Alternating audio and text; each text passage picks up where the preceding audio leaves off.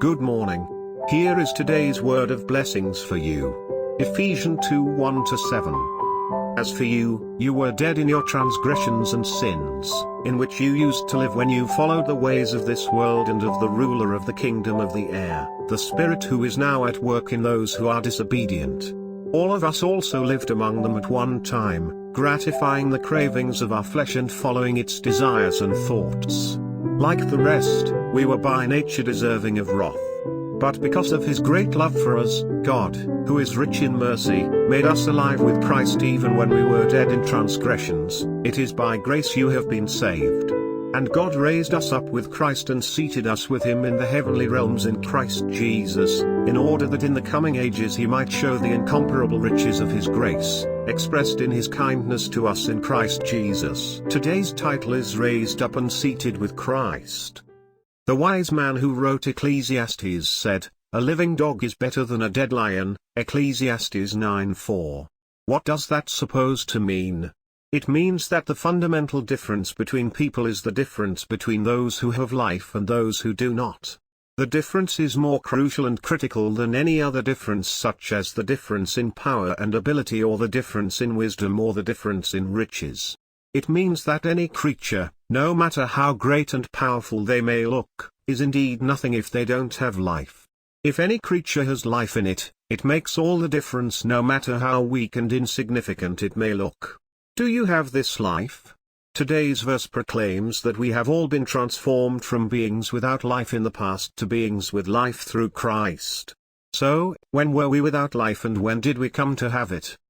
In today's verse, the Apostle Paul shows us the state in which we had no life, that is, the state in which we were dead in our trespasses and sins.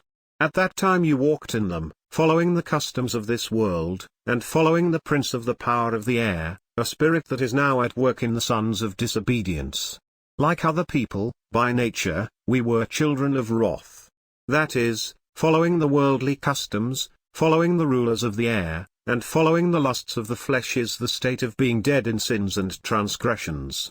Many people who read this verse, including myself, can't help but feel that their hearts are heavy.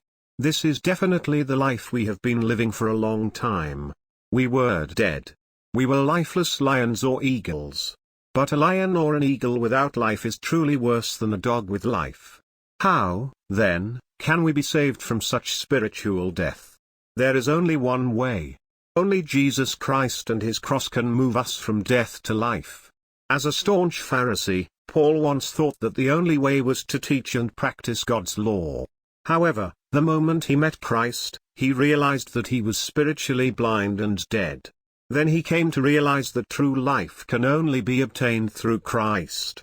So he declared, "God, who is rich in mercy, because of the great love with which he loved us, that we, who were dead in trespasses, made us alive together with Christ. By grace you have been saved, and raised us up together and seated us together in the heavens in Christ Jesus." In short, to pass from spiritual death to life, we must be crucified with Christ, raised with Christ, and seated with Christ.